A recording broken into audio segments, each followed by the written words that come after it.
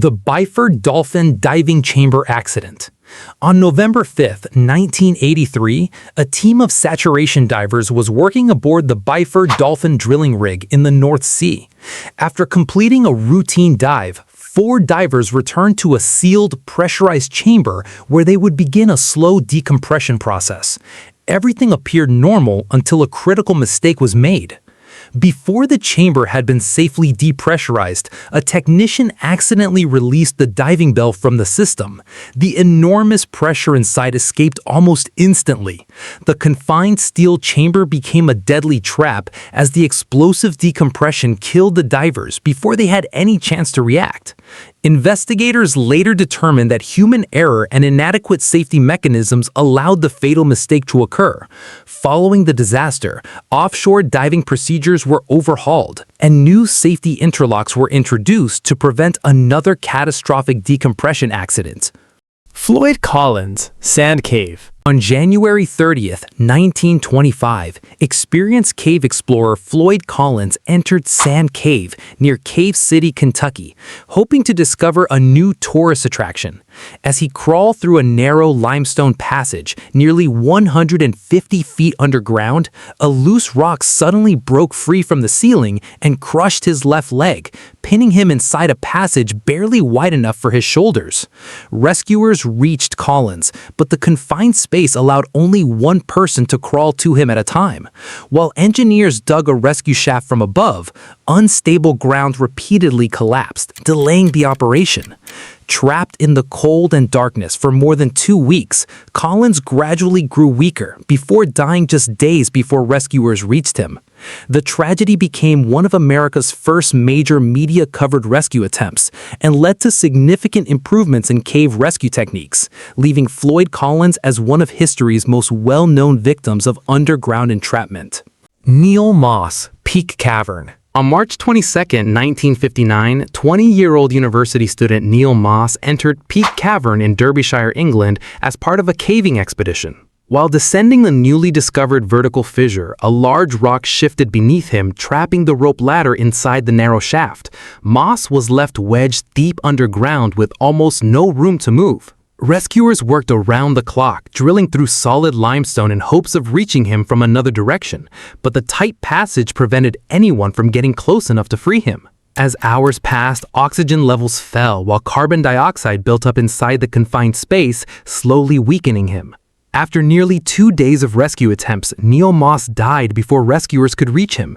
His body was never recovered. At his family's request, the chamber was permanently sealed, and he remains inside Peak Cavern to this day, a lasting reminder of how quickly a narrow passage can become an inescapable tomb. Nutty Putty Cave, John Jones.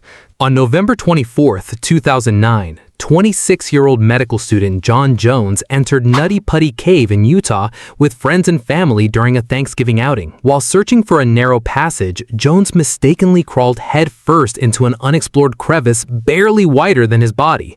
As he pushed forward, the tunnel became even tighter until he became completely wedged upside down. Rescue teams spent more than 27 hours trying to pull him free using ropes and pulley systems.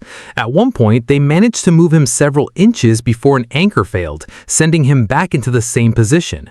Hanging upside down for so long placed enormous strain on his heart and lungs, making rescue increasingly difficult. Despite the efforts of over 100 rescuers, John Jones died inside the cave before he could be freed. The passage was permanently sealed, and Nutty Putty Cave was closed forever, leaving his final resting place deep beneath the mountain. The Bethnal Green Tube Disaster. On March 3, 1943, hundreds of London residents rushed toward the entrance of Bethnal Green Underground Station as air raid sirens sounded during World War II. The station was being used as a public air raid shelter, and people hurried down a narrow staircase, hoping to reach safety before bombs began to fall. As the crowd descended, a woman near the bottom stumbled on the unlit steps. Others behind her couldn't see what had happened and continued pushing forward. Within seconds, dozens of people were piled on top of one another in the cramped entrance. Those trapped underneath were unable to move or breathe as the weight of the crowd continued to grow. By the time rescuers cleared the staircase, 173 people had died, most from compressive asphyxia caused by the crushing pressure. The tragedy remains the deadliest civilian crowd crush in British history and led to major improvements in crowd management, emergency exits, and stairway safety throughout the United Kingdom. Balvano train tunnel disaster. On March 3, 1944, Train 8017 entered the Army tunnel near Balvano, Italy, carrying hundreds of passengers. The overcrowded freight train was packed with civilians traveling during World War II, many riding illegally in search of food and supplies. As the train climbed a steep incline inside the long tunnel, the aging steam locomotives began losing power. Unable to generate enough traction, the train came to a complete stop deep inside the tunnel. The engines continued burning low-quality coal, filling the enclosed space with deadly amounts of carbon monoxide. Trapped inside the dark tunnel, passengers had nowhere to escape as the poisonous gas silently spread through the packed carriages. By the time rescuers reached the train the following morning, more than 500 people had died from carbon monoxide poisoning. It remains one of the deadliest railway disasters in history and highlighted the deadly dangers of confined spaces with poor ventilation. The station nightclub fire.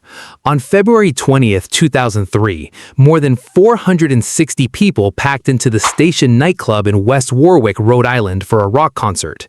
Moments after the performance began, indoor pyrotechnics ignited flammable foam lining the walls. Thick black smoke spread through the building in less than a minute, and panic erupted. Most people instinctively rushed toward the main entrance they had used to enter. The narrow doorway quickly became blocked as people fell, and others continued pushing from behind. Within seconds, dozens were trapped in the cramped exit, unable to move as smoke rapidly filled the room. By the time firefighters gained access, 100 people had died and more than 200 were injured. Investigators concluded that overcrowding, flammable materials, and inadequate exit access turned a survivable fire into one of America's deadliest crowd-trapping disasters.